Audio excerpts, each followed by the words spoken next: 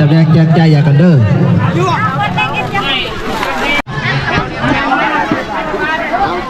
ค่อยๆค่อยๆค่อยๆเอาแต่ยอจะไป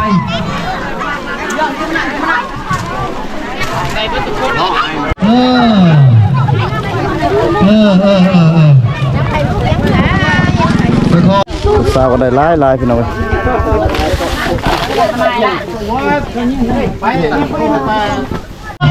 อ้มวนพี่น้องเลย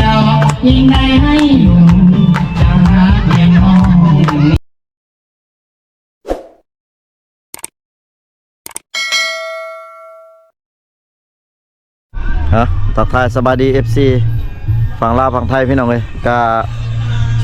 มื่อนี้บ่าวไทยสิพา FC มาเบิ่งการแจกเครื่องเนาะพี่น้องเนาะแจกเครื่องของทีมงานพระอาจารย์เดินทางมาจากบ้านเกินพี่น้องเลยมาจากนครหลวงเวียงจันทร์พี่น้องเพิ่นเดินทางมาประมาณ 4-5 คันรถใหญ่นี่แหละพี่น้องเนาะเพราะว่าเพิ่นสิมาแจกเครื่องอยู่ในหมู่บ้านปะเสียเนาะพี่น้องเนาะโอ้ทีมงานเพิ่นเดี๋ยวบ่าวไทยสิพา FC เข้าไปเบิ่งภาพในงาน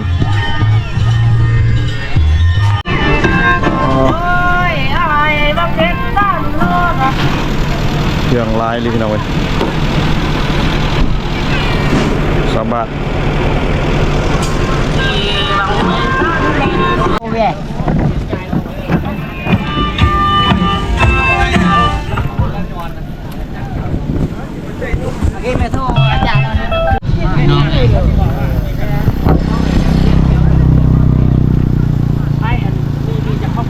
ตอนนี้มันเพิ่นกำลังจะเกียมเครื่องลงพี่น้องแล้วก็แจกยาย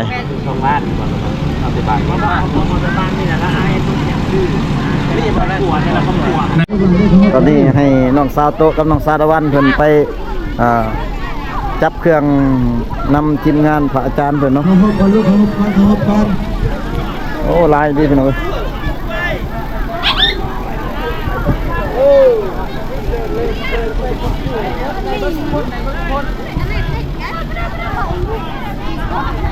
ผมไม่ได้บ้านบอกเลยว่าผมไม่ได้บ้านด้วย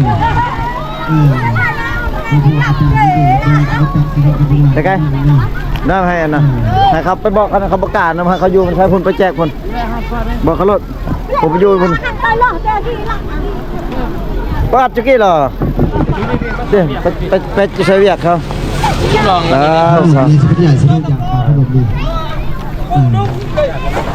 ลายเลยพี่น้องเว้ย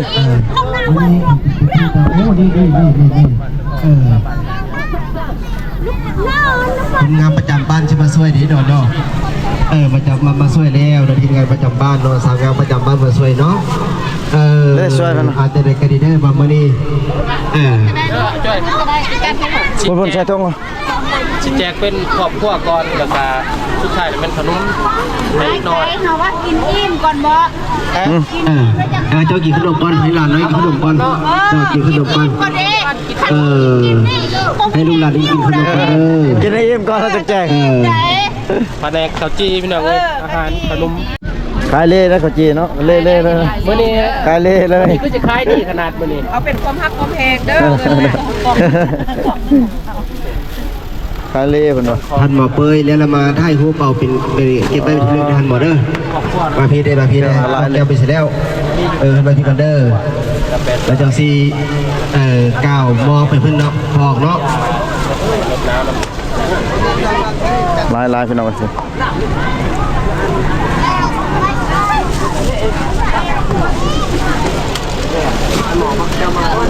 เครื่องเป็นขั้นรถทั้งสองครับทั้งสองน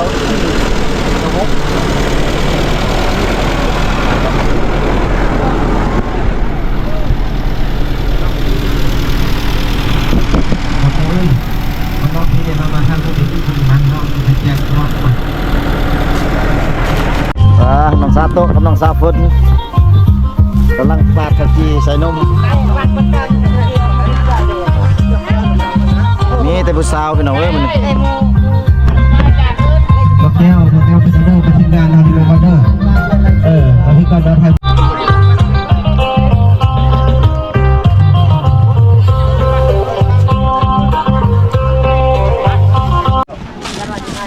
กินขนมก่อนกินขนมกินข้าวจีก่อนกินแล้วค่อยเอาเครื่องผู้มีแหงหิว เจ้า กินข้าวก่อน ขออนุญาตเด้อขออนุญาตเด้อ มารยาทละ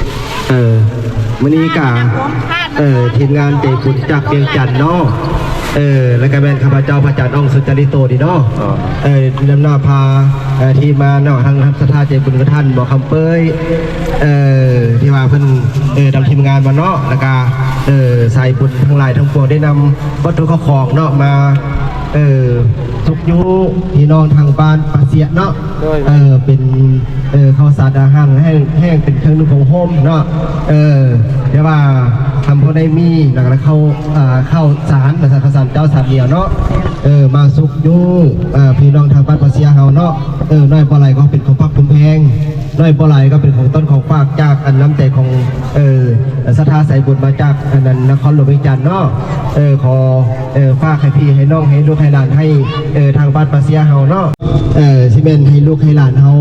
มาอิ่มท้องอิ่มไส้ก่อนเนาะด้วยกันมาขอจี้พอได้ขนมนมเนยเนาะที่ว่าทางจะภาพใส่บุญเฮากำลังจัดเตรียมให้เนาะแจกใจพี่ใจน้องใจลูกใจหลานเพื่อเป็นของต้นของฝากเนาะแล้วต่อไปนี่ก็ให้ลูกหลานให้ลูกหลานเข้ามาลูกมาดิเข้ามาลูกหลานเข้ามาเลยลูกเข้ามามาดิเข้ามาเลยเด้อมาเที่ยวเด้อมาลูกขนม ข้าวแล้วบันไดได้แล้วอยู่บันไดบนนึงนี่ไหมเขาเกี่ยวไปไหมบอกเพิ่นก่อน แถวก็ได้บ้านเลยเข้ามา เดินแถวจะบอกลูกไม่ได้จะกลับมาคืนนี่จะ จะบอกลูกขนมยังขนมนะอุ้ยยังขนมนะไปนะไม่รู้ยังน้ำได้เส้น ได้เบิดเฝ้าก็ได้เบิดจับเอาก่อนนึงเด้อบุญก่อนเด้อ จะรถน้ำเนาะไปอีกรถได้กินมันไปอีกรถไปด้วยต้องยันต้องให้ได้จับเอา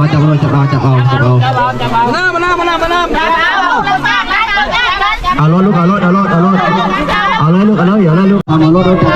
จับเลยเอาเลยลูกเอาเลยเอารถตุ้มมาสิให้ลูกขนาดเดียวแถวบนนั้นเราไปเลยไปเลยเอาเลยมาน้ำแก้วมาน้ำจับไปเลยจับเอาอันนี้ซอยเอารถบอยบอกมาไม่กันเด้อไม่เปล่าไม่ก็ได้มันเป็นแถวแล้ววันนี้สถานญาติบุญเนาะท่านบอกคำเป้ยดรคำเป้ยแล้วก็ท่านนางเบียงแก้วเนาะพอทีมงานเนาะแล้วก็ทางพ่อใหญ่บ้านบ้านนาคองเนาะทางสาพันธ์บ้านนาคองเขาเนาะแล้วก็ทางสาวครูประจำบ้านนาแก้วเนาะสาวครูทางนางสอนเนาะแล้วก็นางดารุณีมันจะทีมงานใส่บุญเนาะแล้วก็ซุปลงมาจับมาลงเลย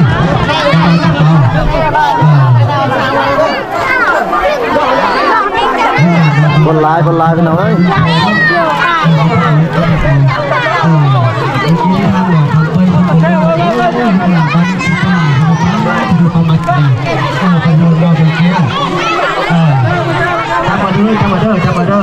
จับเอาเป็นอย่างจับเอา2-3เลยก็ได้พวกเป็นอย่างเนาะเมื่อนี้เป็นคิดที่ลูกเมื่อนี้เนี่ย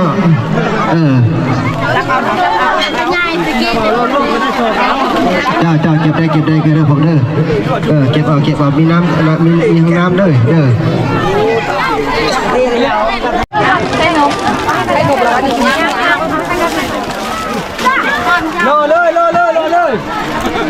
ยเอาจับแยกใจอย่ากันเด้อ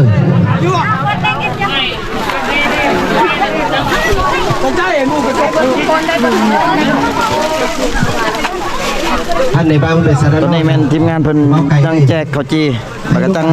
สิแจกเครื่อง เราใส่ใบให้ลูกหลานประเดี๋ยวมันจะมาเข้าใจภาษาเฮาประเดี๋ยวเนาะบางลูกหลานเนาะพ่อใหญ่บ้านด้วยพ่อใหญ่บ้านประเดี๋ยวเด้อ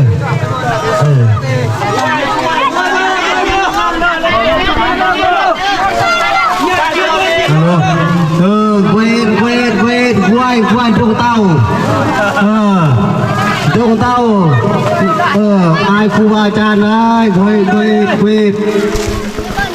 กล้วยกล้วยน้ำใหญ่ใส่ช่วยกล้วยอะไรเบิ้ลเลยเนาะอะไรเบิ้ลเลยเนาะผู้ใดได้แล้วเราถอยออกกล้วยกล้วยจุกเต้ากล้วยเนาะจะเบิ้ลตัวน้อยกันเนาะผมแม่นเขาโพเจ้าอยู่บนนี้แม่นมักแม่นแหละสกอนะ ไปทำกัน จะน้อยเช้ามาไม่ก็ได้จะน้อยคุกก่อนให้มันคุกก่อนแต่น้อยมันลดอะไรเงี้ยเบิ้ลเลยเนาะเปเด้อมาอีกเอาเนาะไปได้ไว้ไปได้เอาเอาโลดได้เท่าไรก็เอาโลดเรื่องที่เบิ้ลกันเนาะ เจ้าคือบ้ามาจ้ะได้แล้วเจ้าขจีนได้แล้วมั้งอิ่มแล้วโอ้อิ่มแล้วท่านกินพี่น้องไหมล้ออะไรจะเบิ้ลล้อจะได้แล้วมั้งขจีนนะยังมาทันกินซ้ำมาตายเย้ายังมาทันกินซ้ำเอาเรื่องอย่างไรยังคือแค่ล้อจะเบิ้ลล้อมาตายเย้าล้อเฮ้ยดูเว้ยอะไรมาเบิ้ลเอ็ดล้อจะเบิ้ลล้อเอ็ดฟังเอ็ดคำไผ่เอ็ดไม่คำไผ่ทองอะไรมาเบิ้ลเอ็ดอะไรจะเบิ้ลเลยล้อให้มาตาเน่าโน่นขอบใจเด้อครูบาอาจารย์ขอบใจเด้อมาใส่นี่หมดทุกคนขอบใจน้ำหักบ่ที่บ้านเชื่อดูดึงได้ตีไม่ได้มาตาเหรอไปเป๊กนี่เหรอพี่กับเราอะไรกันชื่อบนแม่เนาะแก่ท่านเอามาอะไร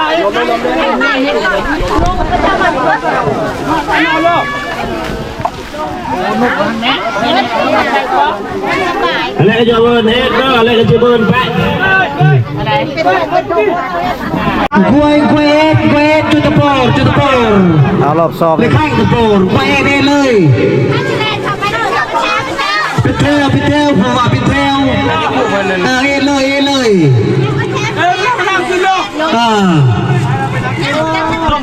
ญาติกันมัน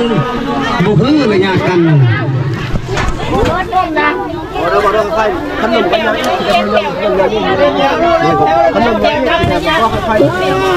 กล้วยแก้วเนิ่มลงไปกล้วยนั่นไปแก้วเนิ่มนี่นะขนมยังอยู่นะค่อยภาษาลาวก็ได้ด้วยนะรู้ว่าบุหูเนาะมีแต่เขาเหียนมัน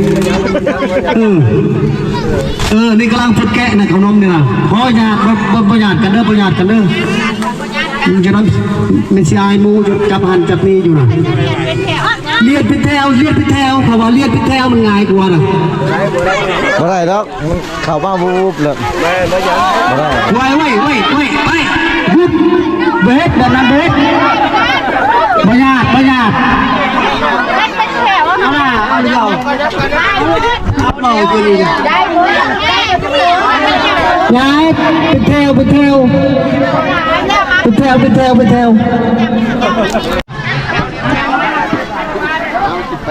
่อยเอาแต่ยาวกันไป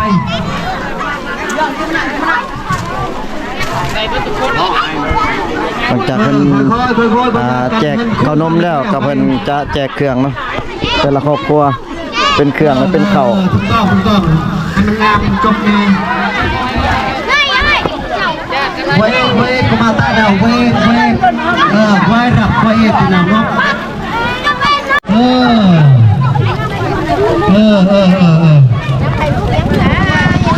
ค่อย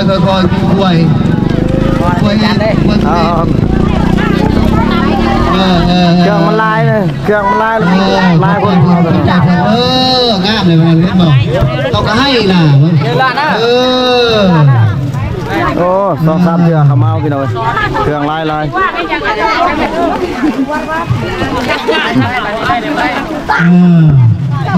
พอไปหัวอยู่ไม่ได้จับหัว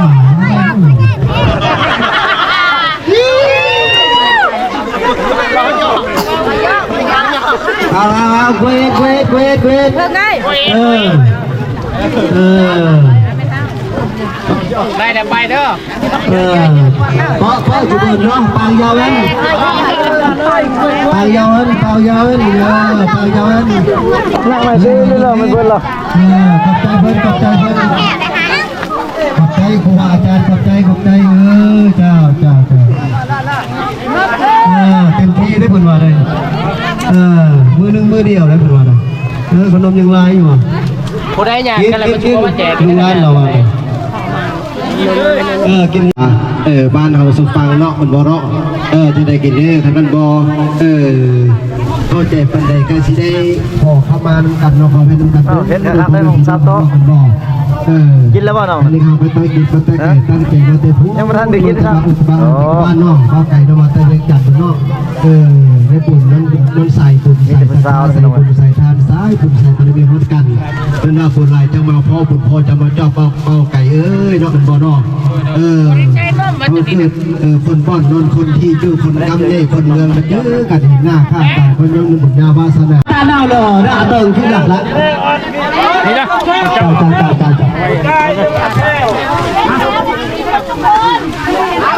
กูมาตาเน่าคุยจังเลยไปแกคุย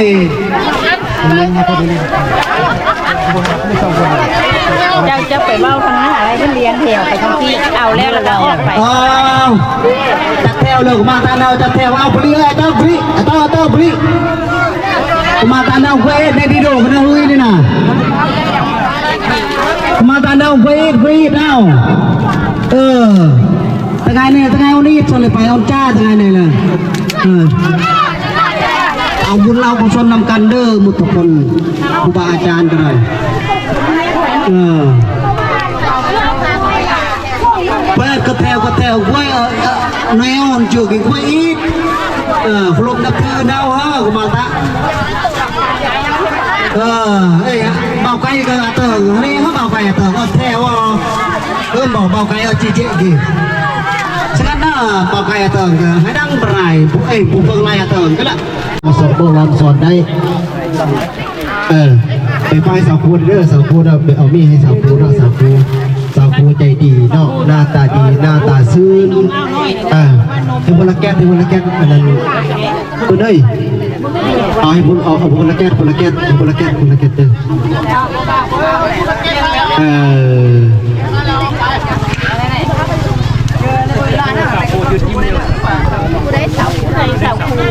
เนี่ยแม่คู่ให้เพิ่นช้างคู่ชอบกิน ลูกหลานเขาได้กินแซ่บลูกอุ่นเนาะมันบอก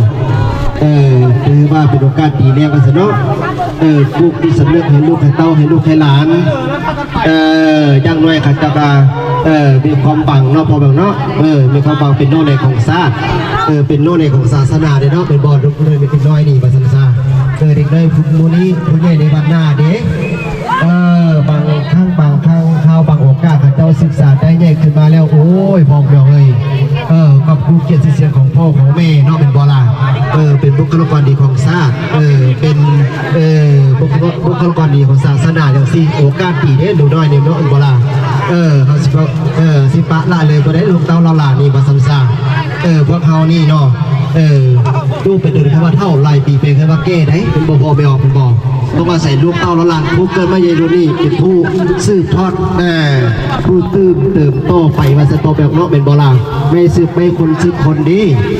จังสันเนาะพอไปเนาะมามันนี่การด้วยความดีใจด้วยพอแบบสืบนี้สืบใจเดียวดีใจที่น้ำหน้าผาทาได้ลงมาแก่สวรรค์กิจโดยเฉพาะกับเมืองนองเนาะบ้านปาเสียเมื่อนี้นี่ภาษาเมืองนองนี่ข้าพเจ้าก็ได้มาครั้งนี้ก็เป็นครั้งที่2มาทันซะเนาะรอบที่1ก็เป็นมาบ้านปากก้อป่องเนาะเป็นกระเป๋าไก่คนล่อเป้าแขนคนหน้าตาดีนี่พาไปมาทันซะเนาะคนหน้าพาทางมาทันซะรอบที่2นี่ก็มาบ้านปาเสียนี่เนาะเมืองนองมาทันซะนี่ก็โอ้ยขอแสดงความดีใจด้วยคนเด้อเจ้าด็อกเตอร์เด้อแต่ว่าเพิ่นนำหน้าพาทางมาสั่นเป้าไก่แต่ว่าด็อกเตอร์ครับเว้ยกับท่านน้องเบียงแก้วมาฮอดมาถึงก่อนป้าพี่โทนี่น้องอาขอสนใจเด้อบอก เป็นโอ้ยสงสัยเด้อโอ้ยได้สร้างสุรินทร์พามาโอ้ยผู้หญิงมักป้อยเด็กน้อยมักขนมภาษาผู้หญิงก็ป้อยแหละกับป้อยน้อยเนาะพอให้กินข้าวต้มดุบ้าผู้หญิงนี่มาสันซาแต่ก็นี่มักขนมนี่โอ้ยปอได้พอเดี๋ยวมาสันซาขนมนี่มาสันซาให้แอลพ่อแอลแม่ให้พ่อตู้พอทอดป่าใหญ่ผมละซื้อให้เด้อีเบขนมอันนั้นนะบอสเซนอเป็นบอลาขนมอันนี้นะสิตัวโอ้ยดีใจเด้อเราเด้อพวกเป็นอย่างเด้ออาจารย์มนมาสิมาสิเนี่ยซีซันพอเล็กน้อยคำว่าสุดคำว่าเด็กน้อยคำว่าสุดคำว่าอันนั้นไรเด็กสารแล้วบอกไก่นอกมันบอกอันนี้ก็เป็นไปคนด้วยจังสีหลักน้อยบ่ตีกันได้บ่ตีกันมาสันซาเป็นธรรมดาเขาต้องชุดธรรมดาเนาะเป็นบอลาเดี๋ยวนี้คุณเด็กในวันหน้าเนาะมันเป็นยังรู้เนาะเป็นบอลเนาะภาษาก็ได้กินกันมาลายก็ได้กินกันวันนี้นี่โอ้ยทางทีมงานใส่บุญนี่เนาะท่านบอกคำเนาะเดี๋ยวทำใจดีแม่นกคนนั้นคนกิ้งเลยสิเนาะแล้วก็โซเฟอร์ใจดีคนรอทำซุปเนาะดูสิซะเขาตุ้นจังสิซุปเนาะเป็นเนาะไรเด็กสาวต้องซนผู้ใดการแจกข้าวจีต้องผู้ดีเนาะตัวนี้เนาะมันจะแจกข้าวจีแล้วมันจะแจก เด็กน้อยเร็วสุดฟังคำหนึ่งบนใส่เมสเซมาตีกระดาน3เพื่อนนี่ก็ใครเม็ดเป็นบ่อจานเนาะเป็นบ่อก็เป็นอย่างเด้อโอ้ยดีใจได้ประจันแรกแจกใจเครื่องกินของจากให้ลูกให้หลานจังสีเนาะขนมตำเลยนี่ขอบใจทีมงานทางนั้นท่านบอกขอป่วยจืดซื้อบดจดซื้อบครบหรือขออภัยด้วยบอกป่วยเด้อขอเป็นทีมงานซะเนาะมาทำซาโอ้ยดีใจลูกหลานที่กินอิ่มดงอุ่นได้มาแต่แรกแจกใหญ่เนาะก็อันนั้นเพื่อพวกของจอดในทงนึงได้พลสุดมาสันซาอันนี้จะเป็นข้าวสารเนาะสวยบวงเจ้าเดินชื่อลูกบ้านเดินแสดงว่าบ่นิดหน่อยเพิ่นแล้วแต่คนน่ะของมีแต่ผู้ใหญ่นะบัดนี้ให้เขาพักผ่อนในบ้านมานี่เจ้าจื้อนี่นะพวกได้เมา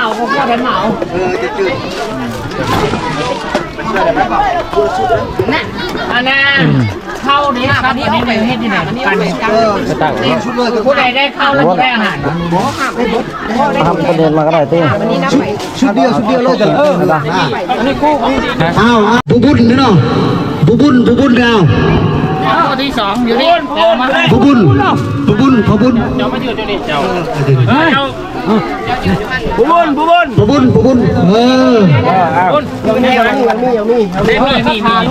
ค่อยเด้อค่อยจะนำจะลงจะลืมกันเขาให้ไปเลยมันเจ้าค่อยเข้ามาครบไปเอาหัวหน้าเขาถอดไปหัวหน้าครอบครัวค่อยใช่ปะนี่นะพ่อชุดใจบัดนี้ได้เอาตัวนี้พ่อชุดใจตัวนี้ครอบครัวพ่อชุดใจค่อยเด้อแรนเยอะแรนตัวไกลน้องครอบครัวนี่จะวุ่นเซลบัวละเราบ่มีใครมาเอาช่วยเราบ่ได้เจ๊บัวละเฮาในโรคเส้นเชื่อนะหมดด้านเถอะในโรคจะนับในครบป่ะไม่ใช่แม่นโตประกาอะไรอันนี้ก็แบบสักก่อนแล้วผมไม่รู้ใช่เปล่าโปตเดลว้าวบัวละโปตเดลเด้อไอ้กูบ้านจะบ้านนะไม่น่าร้อนเลยเจ๊นี่เป็นผู้หญิงเดินตัวนี้โปตเดลเว้นโปตเดลเว้นโปตเดลไปไหนโปตเดลบอลนั่นเอาในบอล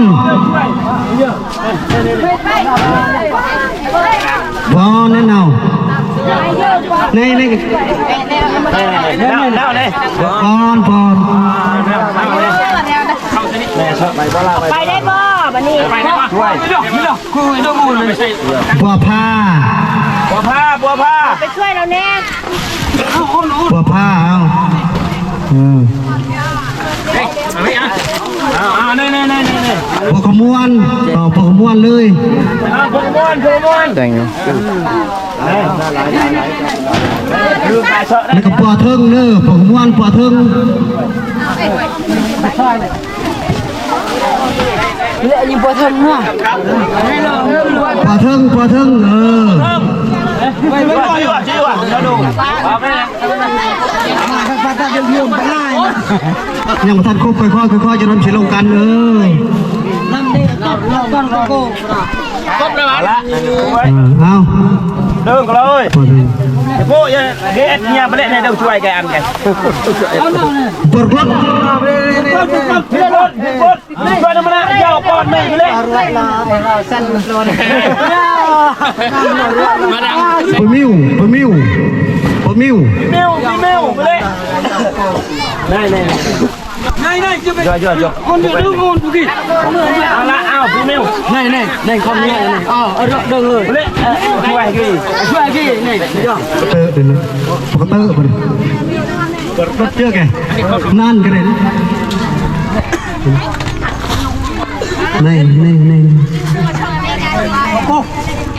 ่กันนี่เต้น เนี่ยตากรอมาน้ำด้วย น้ำเบี้ยกันนี่กลัวไปเลยพวกนี้ละ โอ้เราช่วยเลย ตัวหน่อยเราจะเดินบ้านแล้วก็ยืดกันนะกินเพื่อน โอเคบ้านสุด เอาเลยเรียกกูคือ นี่บ้าน ว่าอะไรไม่เบาเฮ้ยเอาเขาเป็นเอาไก่มาส่องกล่องนึง ญาติมันปวดท้ายเอา นักเวียกนักมันนี่เพิ่นว่า ป้าเอาหมดสุดหนึ่งเปิดโซฟาไปสุดเลย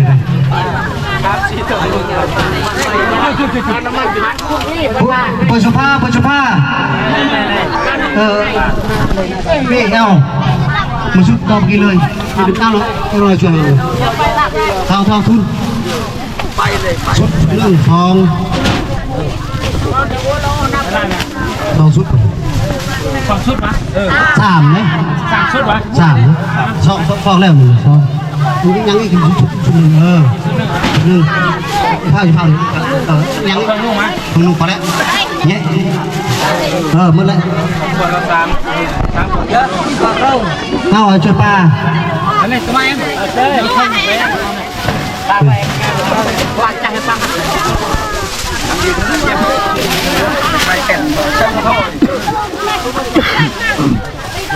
ให้ลูกร้านเลยไปเลย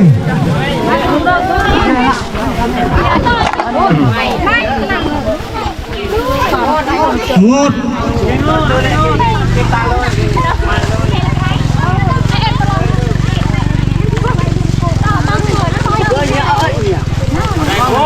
งดเลย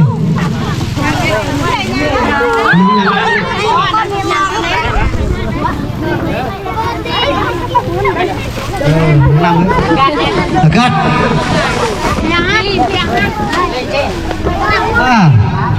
มาชอบสุดมาน้ำจบมาน้ำจบมาน้ำกินจบน้ำไปก็มานั่ง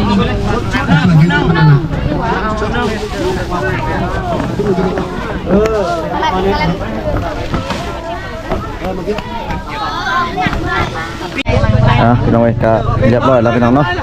เพิ่นแจกเครื่องแจกของกับเรือลายพี่น้องเนาะอยู่รถก็ยังแต่เพิ่นว่าสิไปแจกบ้านอื่นอีกเนาะพี่น้องเนาะสำเร็จแจกบ้านนี้แล้วก็สิไป มีมา แจก พอ บ้าน ข้าวมีมันยังไหวบ่เปิดตอนยังบ่ทันมาหอดนั่นอะไรเอาเด็กน้อยไปเอาไปอดใจรอด้วยครูบาอาจารย์ เพิ่นมีของตอนชาวบ้านเพิ่นมีของตอนให้ทางทีมงานเนาะ มันแคบอยู่พุ่น ทางทีมงานพระอาจารย์เพิ่น แคบอยู่พุ่นนะก็เลยจัดอยู่พี่ก็ได้ก็เป็นยังแต่ว่าเครื่องอยู่พุ่นนะได้คนกลับคืน สู้ซนเนาะบาดแต่ที่เอา เรือลายนะ มาจากเวียงจันทร์เฮาเนาะขอบคุณขอบใจนำ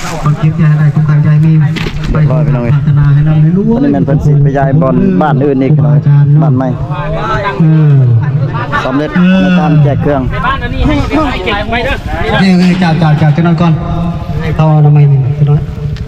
ให้ถึงน้อยอนามัยไว้เอาเก็บใช้ได้หน่อยไว้พี่ ใช่น้องดาวันได้ยังน้องนะได้มีใช้เสียผ้าด้วยสิเอามือฮะ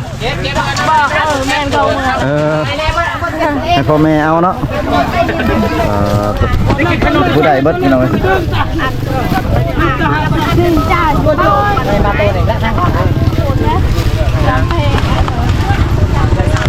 สาวก็ได้หลายพี่น้องเอ้ย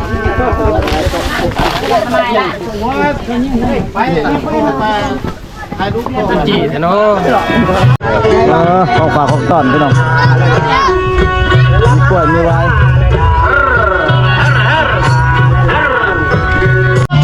โอ้มวนพี่น้องเลย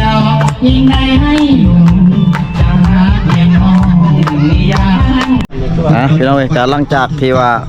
ทางทีมงานพระอาจารย์เพิ่นแจกเครื่องข้าวสารอาหารแห้งเรียบร้อยแล้วก็บ่าวผู้ไทยก็สิได้ขออนุญาตปิดคลิปไปก่อนพี่น้องเอ้ยเพราะว่าทางพระอาจารย์เพิ่นกำลังสิสั่นข้าวเพลนอยู่พี่น้องเอ้ยเนาะสิกลับลาปลาน้องๆนะสิกลับก็ได้น้องสาโตะน้องสาดอนบ่เมื่อบ่หน่อไม้อันสิกลับแล้วนี่